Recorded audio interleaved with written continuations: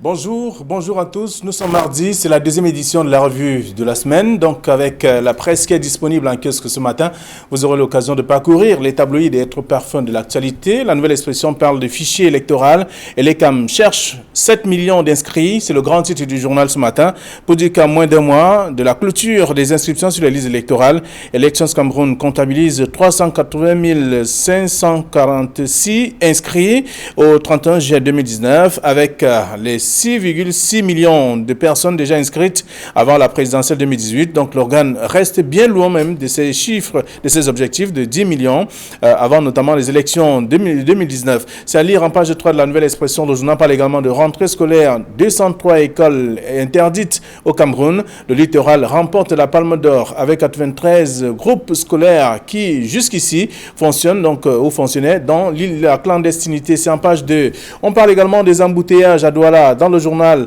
les gros porteurs frappés, la circulation des camions bâchés et autres en tout cas désormais interdites donc de circuler en journée naturellement, c'est ce que le journal propose d'ailleurs. C'est à lire en page 4. Le journal s'intéresse aussi à autre chose, autre actualité que je vous invite à lire ce matin. Le quotidien Le Messager parle de climat social. Paul Biya, le péril camerounais, le péril Cameroun, c'est ce que dit le journal. Acculé de toutes parts, le président de la République cherche en vain la formule miracle pour redresser la barque. C'est bien entendu en page 3. Le journal s'intéresse aussi aux réseaux sociaux. Jean de Dieu Momo, le fou du roi, hier opposant, le ministre délégué à la justice, joue donc au patin. Et on parle également des entreprises publiques, CPC, directeurs généraux au mandat fort clos, au mépris justement des décrets du président de la République. Il continue donc d'exercer dans l'illégalité. C'est ce qu'on dit également en page 4 du journal disponible en kiosque ce matin. Le journal Émergence qui en kiosque s'intéresse aux hépatites. Alerte rouge, c'est le grand titre du journal pour parler notamment, pour dire que le Cameroun fait partie désormais des 17 pays les plus touchés par des hépatites et avec les réactions également du ministre de la Santé publique et quelques autorités également dans le journal disponible ce matin. C'est un mini dossier à lire de la page 3 à la page 4 du quotidien Émergence. Émergence parle également de Croix-Rouge camerounaise, péril sur les salaires. C'est une question que se pose le journal et d'autres informations à lire dans le numéro disponible en kiosque ce matin. Le quotidien Le Jour parle de 244 détenus sortis de Konengi. Où sont-ils? C'est la question que se pose le journal et avec d'autres révélations à lire dans le numéro, dans le mini dossier, la page 2 à la page 4 du journal, le quotidien Le Jour qui parle également de l'Ouest Cameroun où les certificats médicaux sont introuvables pratiquement. On a entendu qu'un certificat médical par exemple coûtait 15 000 à Yaoundé. Et donc à l'ouest, ils sont rares aujourd'hui. Le journal revient sur le sujet. Info Matin parle du sérail. 25 millions de francs CFA à la presse pour abattre Laurent Esso. C'est le journal qui titre ainsi et avec d'autres informations que je vous invite à lire en page 3. Le même journal parle du tribunal criminel spécial Bemengue en garde à vue à Lamine Ousmane Meh et Kung Abisike attendu. À la suite de tout ça, c'est en page 3 du journal Info Matin. Et puis toujours dans la presse ce matin, mutation parle plutôt au tribunal avec fait entrer les mutants, c'est ce que dit le numéro de ce matin, disponible en kiosque. L'article à lire en page 5 fait savoir que le procès des meneurs identifiés des émeutes donc de Konengi s'est donc ouvert hier à Yaoundé sur fond de psychose. C'est ce que le journal propose en page 5 ce matin et avec d'autres informations aussi à lire. Le journal Intégration pour sa part parle d'État fédéral, le casino Cameroun. Qu'est-ce qu'on devrait comprendre? Tout cela dans le dossier proposé par le numéro. Le numéro s'intéresse ici aux réformes institutionnelles et voici la CEAC New Look, tout cela dans le journal disponible ce matin. Le quotidien de l'économie est également un kiosque qui parle de financement, l'AFD au secours des petites et moyennes entreprises en Afrique et africaines d'ailleurs. Donc tout le dossier également à lire en page 4. Le journal s'intéresse aussi à autre chose parlant de la dette. Les 27 compagnies d'assurance insolvables auprès des cliniques, c'est un autre article aussi à lire dans le même journal, disponible en kiosque ce matin et d'autres informations également. Le journal Kalara parle donc d'appel d'offres international. Le groupe Bolloré attaque le directeur général du port autonome de Douala en justice, donc à lire dans le journal. Tout un article également pour expliquer ce qui se passe concrètement, pourquoi cette colère et quelles sont les réactions également à découvrir dans le numéro, dans l'article de ce jour Kalara qui est disponible disponible en kiosque qui parle également de découverte et même aussi de tout ce qu'on peut découvrir dans le journal, de décongestion au niveau des prisons de Kondengi. Et voilà tout cela qui a été fait. Donc les prisonniers ont été transférés en catimini à Yoko, c'est ce que dit le journal. Il s'agit là des militants du MRC et des détenus, des personnes qui avaient été interpellées dans le cadre de la crise anglophone, qui se retrouvent justement de ce côté. C'est ce que le journal explique également ce matin. Et puis on va terminer avec Cameroun Tribune qui est en kiosque, qui parle donc de viabilité des entreprises publiques. On veut y voir plus clair, c'est ce que dit le journal, ces entreprises publiques, comment est-ce qu'elles fonctionnent, c'est à lire dans le journal. Et aussi le journal L'Indépendant qui parle de frontières Cameroun-Guinée équatoriale. Le mur de la provocation, c'est le grand titre du journal ce matin. Voilà ce que la presse nous propose. Et sur ce plateau, ils sont nos deux invités. Casimir Désiré Tagné, bonjour et bienvenue. Bonjour Flavien, bonjour Camille et bonjour particulier. Vous allez voir que j'ai un peu la mine triste parce que nous avons perdu une maman, une tante, l'ancienne présidente de la sous-section RDPC au FRDPC de Banjul, maman Massopo Rosette Christine, que nous allons accompagner à sa dernière demeure exactement dans 2 semaines. Très bien, merci d'être là. À vous également. Camille et bonjour, bienvenue. Camille, voilà. Flavien Valendongo, bonjour. Vous avez toujours ce problème entre Casimir et Casimir. Oui, bonjour Flavien Valendongo, bonjour Casimir Désiré Tagné. Mais Casimir Désiré Tagné, vous dites que nous avons perdu nous qui, en fait, c'est la famille Casimir Désiré Tagné, parce que cette dame était votre tante, la sœur aînée de votre père. Donc c'est la famille Tagné qui a perdu. Bonjour téléspectateurs d'Equinox Télévision. Merci d'être avec nous. Alors, nous nous intéressons à l'actualité que la presse nous propose ce matin, avec cette question du quotidien Le Jour. 244 détenus sortis de Kondengi. Où sont-ils?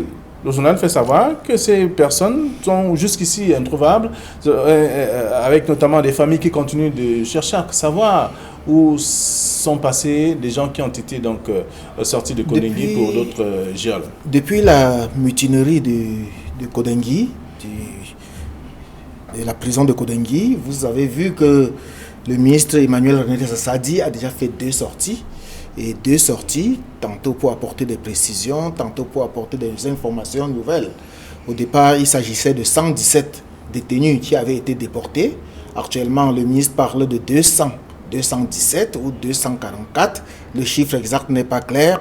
Et ça retrouve la sempiternelle question que moi, j'ai l'habitude de poser. Qui sont-ils? Et c'est cette question, justement, que le journal, le quotidien, a repris ce matin en demandant où sont-ils. D'après nos informations, on nous dit qu'ils ont été déportés du côté de Yoko, tantôt c'est du côté du CED et ainsi de suite. Donc le ministre lui-même n'est pas suffisamment clair. Il devrait donner des informations précises, claires et précises, non seulement sur le nombre de détenus et sur le lieu où ils ont été déportés, mais également sur leur identité. Et moi, je dis, je confirme, je redis que les prisonniers ne sont pas des personnes non grata. Lorsqu'on est prisonnier, on perd juste quelques droits. On n'a pas droit d'aller et venir, mais on a quand même droit à de la visite médicale, droit de se faire soigner, droit de se nourrir, de se vêtir, droit de se faire assister par non seulement son avocat, mais également par les membres de sa famille. Et donc, on a tout intérêt à donner plus de clarification sur non seulement l'identité de ces détenus-là, mais également où est-ce qu'on les a déportés. Très bien. Alors, donc, où sont-ils? C'est la question que se pose le quotidien Le Jour ce matin. Il y a une mutation qui dit « Faites entrer les mutins ». C'est le grand titre également du journal, pour expliquer un peu ce qui se passe en ce moment. Donc, tout cela, les premières personnes sont passées devant les juridictions hier, et sous fond de psychose, ce que propose mutation. Et là, il y a le journal Kalara qui situe quand même l'endroit où se trouvent ces derniers. Il s'agit là des militants du MRC et des gens interpellés à la suite notamment de ce qui se déroule dans la région anglophone. Le titre du journal Le Jour me rappelle un titre du Messager de l'an 2000, avec l'affaire des 9 disparus. Le Messager avait d'abord fait un grand titre, Porté disparu. Il parlait de 9 individus qui avaient été arrêtés à Bépanda pour le vol d'une bouteille de gaz. Et ensuite, le deuxième titre, où sont-ils? Où sont-ils? C'est à partir de là d'ailleurs que non seulement toute la presse s'est mobilisée, et même le barreau, et principalement Maître Momo Jean de Dieu, qui était le seul défenseur de cette affaire qui s'est terminée de façon absolument curieuse devant le tribunal militaire, où on a vu le commandant du commandement opérationnel lui-même acquitté pendant que ses collaborateurs avaient été condamnés. Mais ça, c'est une autre histoire. Je voulais dire que la question du journal Le Jour est un peu insidieuse ce matin, parce que quand on constate que le Mutation, lui, donne la destination et situe le lieu de ces personnes, et que Kalara va un peu plus loin en disant qu'il y en a certains qui ont été convoyés du côté de Yoko. Mais il faudrait que le public sache que après cette mutinerie, la gendarmerie a pris en charge tous les mutins identifiés et les a sortis de la prison de Konengi pour enquête. Parce que quand on parle de déportation, quand on parle d'exfiltration, c'est des termes un peu forts. Mais il faut dire que ces personnes sont sorties de la prison de Konengi pour aller subir des interrogatoires et pour que les responsables judiciaires sachent d'où est venue cette insurrection, quels en sont les auteurs, est-ce que ça n'est pas venu d'extérieur, est-ce que ça a été organisé à l'intérieur. Bref, il fallait qu'on sache comment faire et surtout comment maintenant porter l'affaire devant les tribunaux. On voit qu'avec ce que Mutation dit ce matin, on voit que c'est allé très vite. Après la mutinerie, après les interrogatoires, ils sont déjà passés devant le tribunal militaire. Mais par contre, ce qui m'inquiète un peu, c'est le titre de Kalara qui parle de certains détenus de la crise anglophone et d'autres de MRC qui auraient été envoyés, du moins exportés du côté de Yoko. C'est un peu difficile parce que déjà leur procédure passe devant le tribunal militaire de Yaoundé. Donc il faudra qu'à chaque audience, on les sorte de Yoko pour les amener à Yaoundé. C'est un peu assez curieux. Mais Dieu est-il qu'aujourd'hui, il est absolument normal que les membres des familles des personnes. Ça peut être une question d'espace s'ils sont à Yoko. Une question d'espace, tout à fait, monsieur. Ce n'est pas les audiences qui tombent le même jour. Une question d'espace, mais il y a aussi une question un aspect pratique. Parce qu'à chaque fois qu'il y aura audience, il faudra bien qu'on aille les chercher à Yoko. De Yoko à Yaoundé, vous imaginez bien, ça fait bien un bon petit morceau de chemin, aller-retour. Et c'est des frais supplémentaires, tandis que s'ils étaient restés à Yaoundé, et encore que certains, certains qui sont impliqués dans l'affaire de la crise anglophone avaient été arrêtés du côté du sud-ouest et du nord-ouest et ils sont brillants. Donc les questions se restent toujours posées, mais toujours est-il qu'on ne peut pas dire que ces personnes se sont volatilisées ou ont tout simplement été escamotées. On sait où elles sont. On sait que certains étaient au CED, poursuivent des interrogatoires, d'autres même déjà sont en train de passer devant le tribunal, pendant que d'autres sont du côté de Yoko. Donc, on n'a qu'à bien chercher, les journalistes. Alors, les 244 ne vont pas passer au tribunal le même jour, quand même. Et puis, même, il faut se demander, qu'est-ce que c'est que Yoko? Je crois que Kamine le sait très bien en tant que grand autre aîné. Et Yoko, c'est cette fameuse prison tristement célèbre. C'est qui était tristement célèbre et où on embarquait tous ceux qui faisaient de la résistance politique, tous les anciens prisonniers politiques qui subissaient des tortures d'un autre genre. Donc, si aujourd'hui on veut réveiller Yoko, il faudrait qu'on le sache. Est-ce le Yoko a changé de statut? Est-ce que Yoko est resté le même Yoko que nous avons connu en son temps? Est-ce que c'est pour cela qu'on envoie ces détenus-là du côté de Yoko? Alors, ça c'est une autre question. Maintenant, pour savoir si il faut les ramener à Yaoundé chaque fois qu'ils sont en jugement. Moi, je crois que cela ne cause même pas de problème parce que c'est le gouvernement qui doit prendre en responsabilité, qui doit prendre ses responsabilités pour les ramener à Yaoundé. Il doit le faire avec toutes les commodités, avec tout ce que cela comporte, que ce soit transport, nutrition, hébergement ou n'importe quoi. Si les autorités ont décidé de les extirper, de les amener plutôt du côté de Yoko, je crois les autorités également savent quelles sont les dispositions qu'il faut prendre. Encore que vous avez dit, Flavien, on ne peut pas prendre les 244 en un jour. On doit les juger sûrement par vague, par petits vagues, et non pas les mêmes jours également. Donc, je crois que le gouvernement sait ce qu'il a fait. C'est le même, au niveau du dossier de la mutinerie, c'est le même jour qu'on les juge.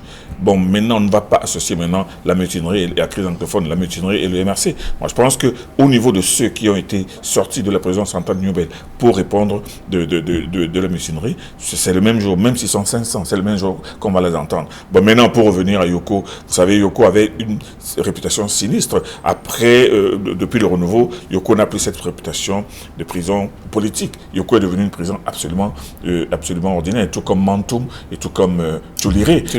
Tout comme Fou. C'était comme Fou, non, c'est que des femmes. Non, Fou aussi était spécialisé seulement pour détention des femmes. Oui, mais on parle des prisons qui avaient une réputation sinistre. Il y avait Yoko, il y avait Mantoum, il y avait Tchouliré. Quand on entendait ici qu'on envoyait quelqu'un à Tchouliré, on se disait que non, c'est l'enfer. Mais aujourd'hui, vous savez très bien que depuis 1982, ces prisons sont devenues des prisons absolument ordinaires. C'est pour ça que alors, maintenant qu'on en envoie à Yoko, à Mantoum ou à Tchouliré, ce sont des prisons tout simplement qui sont moins pleines que celles de Kondengi et de Newbel. Le quotidien de jour parle donc de 244 détenus sortis de Kondengi. Où sont-ils? C'est une question. Et en se posant la question ici, c'est pas la rédaction qui pose la question. Il n'y a que les parents, les frères, les membres des familles qui continuent de chercher les leurs et se demandent où sont passées ces personnes finalement, parce qu'elles sont sans nouvelles jusqu'ici. Et là, on voit bien que Mutation qui fait savoir que les premières personnes sont passées au tribunal hier avec ce titre « Faites entrer les mutants ». Et on voit bien également que Kalara, qui situe exactement où sont passés certains, où se trouvent d'autres quand même, c'est à Kondengi, ils sont allés ils sont allés en catimini, à Yoko finalement. Donc c'est à lire dans la plupart des tabloïds qui reviennent également sur ces mouvements. Alors le journal Le Messager parle de climat social. Paul Biya, le péril Cameroun, c'est ce que dit le numéro de ce matin, accusé donc de toutes parts, on voit bien acculé, le président de la République cherche en vain la formule miracle. C'est un titre que je n'ai pas trop aimé. Le péril, Paul Biya n'est pas le péril camerounais. Le Cameroun reste le Cameroun. Le Cameroun est son propre péril et chaque État n'a que le chef d'État qu'il mérite. Le chef d'État du Cameroun, son excellent Paul Biya, c'est notre président. Est-il le péril du Cameroun? Ça veut dire que les Camerounais ont mal choisi. Ça veut dire que les Camerounais ne savent même pas ce qu'ils ont fait, ce qu'ils font. Alors, si tel est le cas, au peuple camerounais de tirer les conclusions et de tirer les conséquences. Et on ne peut tirer les conséquences que par les urnes. Donc, indexer Paul Biya comme étant le péril du Cameroun, je ne pense pas. Le péril du Cameroun, je le dis, je le redis, c'est dans la psychologie, c'est dans la tête de tout le monde. C'est la morale, c'est l'incivisme, c'est le civisme qui a foutu le camp. Il n'y a plus de respect de quoi que ce soit, de la maison jusqu'à l'école, en passant par les universités, dans les taxis et autres. On ne respecte plus rien. On ne respecte plus les aînés. On ne respecte plus les femmes enceintes, les femmes âgées et autres. C'est ça le péril camerounais. Le péril camerounais, c'est cette morale qui a foutu le camp.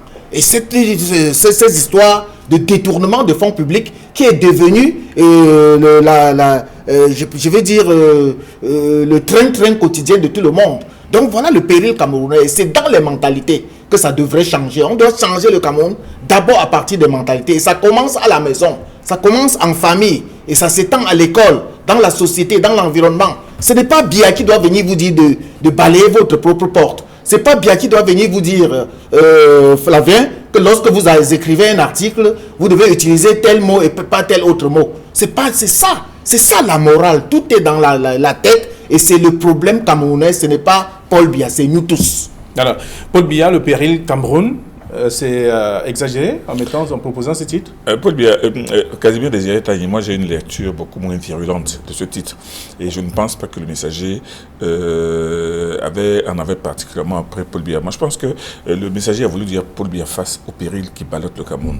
Et c'est vrai que le Cameroun est vraiment ballotté de tous les côtés. Il n'a pas titré le péril, Paul Biya est le péril camerounais. Non, il aurait titré comme ça. Il a dit Paul Biya le péril. Non, Paul Biya, virgule, le péril camerounais. Nous n'allons pas faire de la sémiotique là maintenant. Ce que je voulais dire, c'est que en lisant cet article, on voit que sont évoqués là-dedans successivement Boko Haram, la crise anglophone, le dialogue attendu, maintenant la surpopulation carcérale et la gestion de la gouvernance pénitentiaire. Bref, moi je pense que ce journal-là est en train de collectionner en même temps tous ces problèmes qui donneraient le tournis à n'importe quel président de la République parce que tous s'amoncellent au même moment. Et moi, c'est vrai que la position de Paul Biya ne devrait pas être très très agréable de se retrouver avec un pays qui en 1982 n'avait pas de problème, voguait tout simplement sur des eaux calmes, mais aujourd'hui qui se trouve ballotté par des tas de tiraillements, des tas de soubresauts. Moi, je pense que c'est pas facile. Et seulement, je pense que ce qu'on peut retenir de cet article, c'est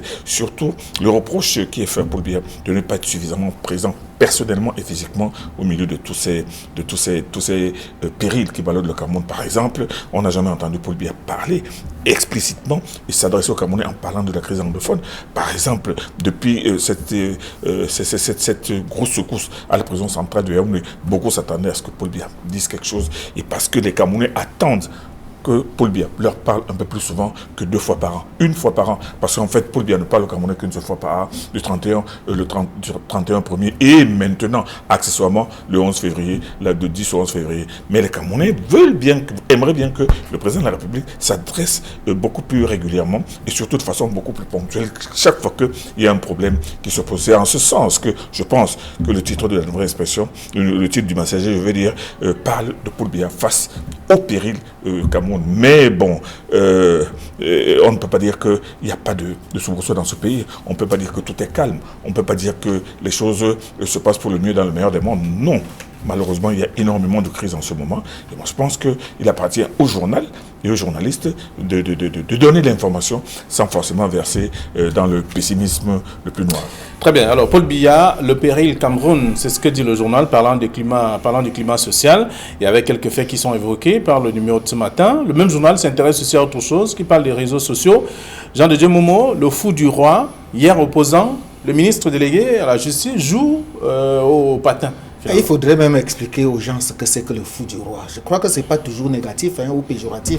Parce que lorsqu'on a lu les anciens romans, le fou du roi était ce bonhomme qui informait le roi de tout ce qui se passe et avait sa manière de le dire. Et le disait avec de la satire, utilisant de l'humour et tout ce que ça comporte, pourvu qu'il réussisse à informer son roi. Si c'est ce rôle qu'on veut donner à Jean de Dieu Momo, moi je crois qu'il le mérite bien. Et il faut même lui tirer un coup de chapeau. Mais Camille l'a dit tout à l'heure, Jean de Dieu Momo est cet avocat qui a défendu à U et à Dia les 9 disparus de Bépanda. Et on a encore vu Jean de Dieu Momo lors des élections présidentielles où il a fait sa campagne à sa manière. Peut-être que ça lui a profité parce qu'il est devenu ministre délégué à la justice et il remplace celui qui aurait dû être... Et même s'il a sacrifié quelques-uns de ses militants pour se retrouver là. Oh, on ne peut pas dire. Vous savez que chaque parti politique a ses petits problèmes. Même le parti de Issa Jérôme Bakary, le FSNC actuellement, est secoué par des crises. Chaque parti connaît ses crises. Même le RDPC. Et le RDPC même n'est pas à l'abri des crises. Donc Jean de Dieu Momo, moi je dis, aller jusqu'à l'appeler le fou du roi ne doit pas être pris toujours de manière négative, parce qu'il a sa manière à lui. Actuellement, lorsque vous voyez la manière par laquelle il enflamme la toile, les réseaux sociaux, il est pratiquement le seul membre du gouvernement qui est sur les réseaux sociaux matin, midi, soir. Il l'en fait à sa manière. Moi, je dis qu'il doit même continuer de cette manière. Peut-être c'est pour cela qu'on l'appelle le fou du roi. Oui, peut-être est-ce pour cela qu'il est le fou du roi. Je n'en sais pas quelque chose. Alors, mais je dis que Jean de Dieu Momo, qui hier était dans la rue et qui aujourd'hui, même étant membre du gouvernement, continue à être dans la rue par les réseaux sociaux, c'est un membre du gouvernement entièrement à part. Ça dépend de ce qui passe comme message donc, dans ces réseaux sociaux, mais on l'appelle ministre Facebook. Oui, ministre Facebook, parce qu'on constate qu'il est dans toutes les polémiques, il est au milieu de toutes les polémiques, il répond à toutes les polémiques et il est en permanence dans les réseaux sociaux. Et effectivement, je pense avec le messager que ce n'est pas forcément la place où l'on devrait le plus trouver un ministre de la République qui doit tenir compte d'un certain nombre, surtout d'une certaine réserve ou d'une réserve certaine. Donc, maintenant, s'il a choisi, lui, de continuer sa vie ministérielle dans les réseaux sociaux, c'est un choix qu'il assumera bien un jour, mais beaucoup de Camerounais, beaucoup plus pénétrés de la mission d'un ministre, estiment certainement, à tort ou à raison, que M. Momo, Jean de Dieu, n'a vraiment pas toute sa place dans les réseaux sociaux et qu'il ferait peut-être mieux d'en faire moins. Mais toujours est-il que c'est son choix. Il est libre de faire ce qu'il veut. Il est libre de s'exprimer où il veut et quand il veut. Mais il ne faudrait pas qu'un jour cela lui coûte son strapontin. Alors, on voit bien qu'au moment où il y a des problèmes au niveau des prisons, il devrait davantage s'impliquer pour trouver des solutions que d'aller faire des tours à Facebook et autres. Parce que ce qu'on se attend, on sait que lui-même, par exemple, en sa qualité de ministre délégué, descend à Konengi, aille faire le tour des cellules, regarde comment ça se passe, et à Nubel, et à Konengi, et même à Bouya, pour venir faire un rapport beaucoup plus circonstancié au ministre de la Justice, garde des Sceaux, ministre d'État, garde des Sceaux, mais tu as dit qu'il est beaucoup plus dans les réseaux sociaux. Il gagnerait à descendre dans les prisons, à faire le tour des cellules. Très bien. Alors, le messager parle de réseaux sociaux. Jean de Dieu Momo, le fou du roi, donc hier opposant, le ministre délégué à la justice joue donc au Pantin. C'est ce qu'on peut découvrir en page 3 du journal. La nouvelle expression de ce matin parle d'embouteillage à Douala. Les gros porteurs frappés désormais, donc la circulation va être interdite à OLM depuis hier, puisque c'est depuis le 5. Le préfet interdit justement la circulation des gros porteurs à des heures certaines. On parle par exemple entre 5h et 21h. Oui, c'est la substance de l'arrêté préfectoral. Le préfet Joseph Bertrand. C'est un arrêté ponctuel? Oui, c'est un arrêté ponctuel puisque ça délimite non seulement temporairement, mais également dans l'espace. Qu'est-ce qui va se passer? On a bien dit de 5h à 21h et jusqu'au 31 août. Donc, la période est bien circonscrite. Mais moi, je me pose la question. Peut-être peut comprendre que c'est au 31 août que les travaux vont finir, vont être achevés? On suppose qu'au plus tard, le 31 août, les travaux devraient être achevés. Et c'est tout à fait naturel, c'est même de bon ton. Parce que après le 31, c'est le 2 septembre avec la rentrée scolaire. Il faudrait que les choses soient remises rapidement à l'heure, que les pendules soient remises à l'heure. Mais moi, m'interroge un peu sur cette sortie du préfet Joseph Bertrand Maché, qui est un administrateur civil principal, rigoureux, très connu, mais qui ces derniers temps s'est tué carrément par rapport à tout ce qui se passe dans la ville de Douala. On a même vu un maire de Douala aller directement s'affronter avec le délégué du gouvernement. On a vu le désordre urbain, on voit les embouteillages monstrueux dans la ville de Douala. Jusqu'ici, on n'avait pas vu la réaction du préfet Joseph Bertrand Maché, qu'il faut le rappeler, est là depuis avril 2017. Donc, depuis le départ de Nasseri Paul Béa, on se demandait même si Douala a encore un préfet. Avec tout ce qu'on a comme litige foncier, comme altercation du jour au lendemain, bon, si maintenant il se ressaisit et qu'il sort de sa torpeur, qu'il sort de sa lenteur, qu'il sort de son doux sommeil, moi je dis c'est tout à fait bon. Nous lui tirons un coup de chapeau, mais nous souhaitons avoir un préfet parce que Douala a la chance d'avoir toujours les plus grands préfets de la République. Douala est le moule, le Vouri est le moule de la fabrication et des ministres et des gouverneurs des régions. Alors, Joseph Bertrand Maché, qui est revenu à Douala peut-être pour la deuxième ou la troisième fois, ne devrait pas être du reste. Il faudrait donc qu'il batte, qu'il travaille ardemment, sauf si certains vont me dire qu'il n'a pas toujours besoin de crier sur tous les toits, sur tout ce qu'il fait. Donc, peut-être c'est ce communiqué qui officialise un peu pour qu'on sache que la ville de Douala, le département du Vouri, a un préfet. Et voilà. Donc, en tout cas, le journal est revenu dessus et s'est intéressé à cet arrêté du préfet qui interdit justement la circulation. Mais est-ce que c'est une solution à toutes les difficultés que rencontrent les usagers sur la voie publique? Un peu comme Gazilier Tagné, il y a beaucoup de gens qui ont fait un véritable procès au préfet Maché, qui a pris une décision absolument salutaire. Et moi, je pense que la discrétion, mais la fermeté, surtout la rigueur du préfet Maché, font de lui un préfet qui ne fait pas dans le spectaculaire inutile. Vous savez, le problème de la sortie est de la ville de Douala est tout simplement ubuesque. Hier matin, j'ai pris le bus de 6 heures pour aller à Yaoundé. 6 heures, je suis sorti de 6 heures, mais nous sommes arrivés à Yassa à 9 heures. Donc 30 minutes, 3 heures. 3 heures pour arriver à Yassa. Bon, mais et la semaine dernière, c'était pareil. C'est-à-dire que Douala et Yaoundé, on le faisait maintenant en 12 heures, en 7 heures, 8 heures, 9 heures, 10 heures, 12 heures. Parce que rien que pour le petit le petit tronçon Bonanjo, Yassa, c'était 3 heures, 4 heures. Et je pense que le préfet Maché, sachant très bien le désagrément que cela cause, non seulement pour la mobilité urbaine et interurbaine, a pris une décision non seulement salutaire, mais porteuse. La preuve, j'ai pris le matin, j'ai fait 3 heures pour arriver à Yassa, mais le soir, en revenant, entre Yassa et Bonanjo, on a fait à peu près 1 heure. Donc, oui, c'est tellement parce qu'on annonçait l'arrivée du ministre dans la ville. On n'annonçait pas. Déjà, la mesure du préfet était déjà exécutée depuis l'après-midi. C'est-à-dire qu'il y a eu une exécution immédiate qui a fait que ça a commencé. Et je suis certain que ce matin, c'est beaucoup plus fluide. Bon, je pense que face à cette situation, et il faut comprendre que cette situation est causée par des travaux qui traînent depuis plusieurs mois sur cet axe, qui fait que c'est devenu vraiment un goulet absolument infernal. Et je crois, non, qu'on ne fasse pas un procès à M. Maché, parce que le préfet du Vori a pris la décision de façon, ce n'était pas M. Ntonin d'interdire, ce n'était pas au commissaire central ou au commandant de région, c'était à M. Maché de prendre cette disposition. Moi je pense que, comme beaucoup de préfets, face à une difficulté comme celle-là, surtout une difficulté de mobilité urbaine et interurbaine, moi je pense qu'il a pris une décision qui était salutaire et qui est opportune. Maintenant, il a circonscrit dans le temps. Il a dit entre aujourd'hui et le 31, parce qu'il a reçu des assurances. Et vous savez très bien qu'à cause de cette situation, le ministre même des Travaux publics s'est retrouvé à Douala hier. Parce que la situation est grave. Donc moi je pense qu'au-delà de chercher à faire un procès à un préfet qui, du reste, a démontré depuis très très longtemps qu'il est un préfet pragmatique et qui ne fait pas dans la gesticulation. Mais moi, je ne pas le procès du préfet. Mais moi, on questionne la décision. Non, la décision est pratique dans la mesure où on sait très bien que les plus grands responsables de ces bouchons, sur ce petit tronçon de route, est effectivement les gros porteurs. En le mettant, en leur donnant la possibilité de ne circuler que la nuit, il est vrai, ça fluidifie la circulation. Mais maintenant, beaucoup de gens se disent que, bon, tous ces véhicules qui sont immobilisés pendant toute une journée, quelle est l'incidence économique, quelle est l'incidence... Il y a la question des parcs également qui se pose. Oui, absolument. Je dis, nous ne faisons pas le professeur. Nous disons que le préfet a pris une très bonne décision.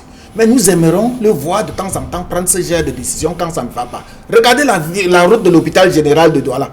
À partir de la cité de Palmier jusqu'à Makepe, ça ne roule pas. Ce n'est pas lui qui fait la police. Ce n'est pas lui qui fait la police, c'est vrai, mais il peut, en tant que tutelle, imposer au délégué du gouvernement ou au maire de faire quelque chose. Il le peut. C'est de son droit le plus absolu. Nous voulons un préfet un peu plus proactif, un préfet qui peut de temps en temps prendre ce genre de décision. Et je dis, depuis on ne le sentait pas. Depuis il ne faisait absolument rien. Il laissait tout cela pourrir, il laisse la ville de Douala pourrir. On n'arrive plus à circuler. À la veille d'une rentrée scolaire, on ne sait même plus où est-ce qu'on est et le préfet laisse faire. Vous l'avez dit vous-même, certainement qui pose des actes qui ne sont pas créés sur tous les toits. Donc il fait un travail, c'est le communiqué qui fait parler en tout cas. Donc on comprend bien. Donc c'est à lire en tout cas le traitement de cet aspect et à découvrir en page 4 du journal La Nouvelle Expression. Mais maintenant, puisque vous avez évoqué le cadre de rentrée, La Nouvelle Expression parle également de 203 écoles interdites au Cameroun. Ce sont les mêmes établissements pratiquement. Oui. Et vous allez voir que la région du littoral a la palme d'or de ces 200 poussières d'écoles qui sont interdites. Sur 203 écoles, 93 sont de la région du littoral. Et c'est exactement la même chose dans le système secondaire, où 62 écoles sont fermées et le littoral a toujours la palme d'or. C'est les mêmes problèmes chaque année qui reviennent à chaque rentrée. Les mêmes établissements qui sont fermés et qu'on retrouve ouverts à la rentrée. Et là, il faut encore interpeller les autorités de la ville, de toutes les villes. Parce que lorsque le ministre prend une décision, il ne revient pas au ministre de venir interdire ces écoles-là. Il revient aux autorités locales. D'ailleurs, les décisions sont largement ampliées au préfet, au sous-préfet, au commandant de brigade, au commissaire de sécurité publique. Mais toutes ces autorités-là laissent faire et on retrouve les mêmes gens. Regardez un peu les motifs de fermeture.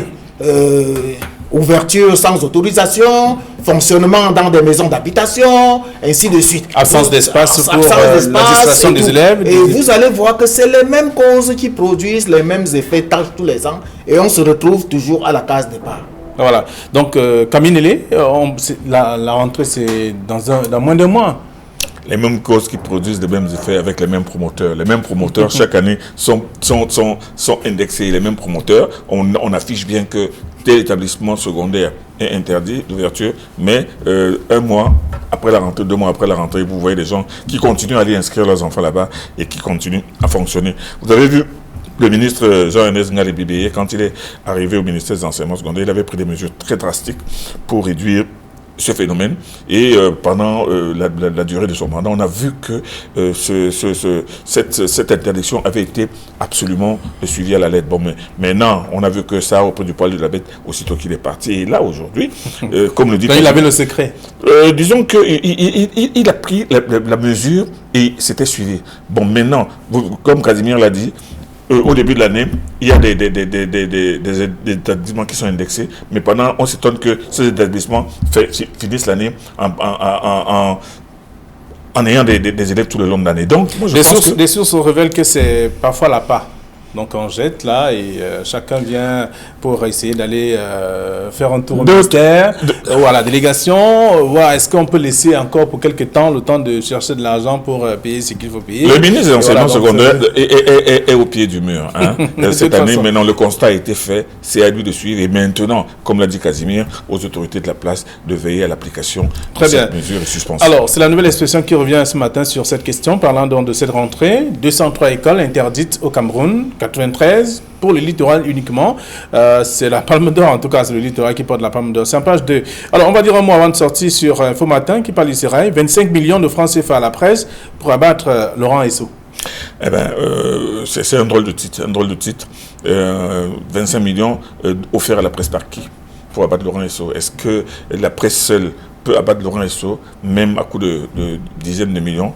Je pense que c'est un titre qui laisse plutôt transparaître la guerre maintenant des responsabilités que les médias veulent établir, parce que les médias ont ouvert maintenant un tribunal médiatique après la mutinerie, soit pour défendre Laurent Esso, soit pour l'accabler. Mais moi, je pense que le plus important pour la presse, en fait, c'est de restituer les faits. Et maintenant... C'est le ministre qui fait l'actualité, voyez-vous. On parle de la justice, on parle des prisons. C'est le ministre qui fait l'actualité, mais seulement, s'il fait l'actualité, est-ce qu'on a besoin de 25 millions pour que la presse s'acharne sur lui ou s'acharne sur quelqu'un d'autre? Parce que ce que vous oubliez aussi, c'est qu'une autre presse aussi s'acharne sur un autre ministre, hein, indexé par le même ministre Laurent Esso. Non, moi je pense que c'est une mauvaise pratique que de vouloir soit accabler les uns, soit javeliser les autres. Mais moi je pense que le scandale des prisons est là, le scandale des lenteurs judiciaires est là, et M. Laurent Esso est au carrefour de ces deux préoccupations centrales aujourd'hui avec l'explosion de la mutinerie. Bon, ben,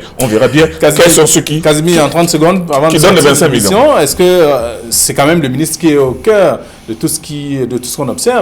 La mutinerie de Konengi et bien sûr je crois que Boya, bien d'autres cas également, la superpopulation carcérale et autres. Je crois que c'est de la distraction pure et simple que la presse a voulu nous faire. Nous savons qu'au Cameroun, il y a des journaux qui sont pro-tel ministre, pro-telle autre autorité. Et c'est un peu le cas de Info Matin. Nous savons quelle est la ligne éditoriale de Info Matin. Mais s'il vous plaît, de grâce, que Info Matin n'essaye pas de nous distraire en nous disant qu'on a distribué de l'argent à la presse pour faire partie ou bien pour humilier Laurent Esso. Pas du tout. Il y a un problème réel qui est là. Il y a eu une mutinerie dans une prison au Cameroun, je veux dire dans 2 prisons, Boya et Konengi. Il y a eu un problème réel et le ministre en charge de gérer ces problèmes-là, c'est le ministre garde des Sceaux.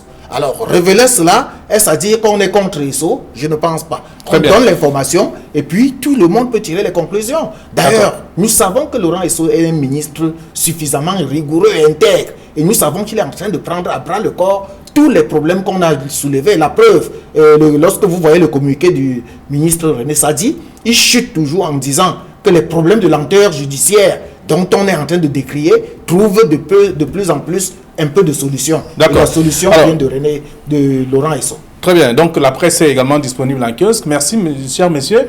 Je vous souhaite de passer une très bonne journée. Les lecteurs vont lire également quel est le traitement qui a été réservé à on aurait bien actualités. voulu toucher un mot sur les 7 millions de quand on arrive à... D'accord. On aura l'occasion. 25 millions de Camerounais, je crois que c'est mignon. On aura l'occasion. La presse va certainement revenir sur cette question.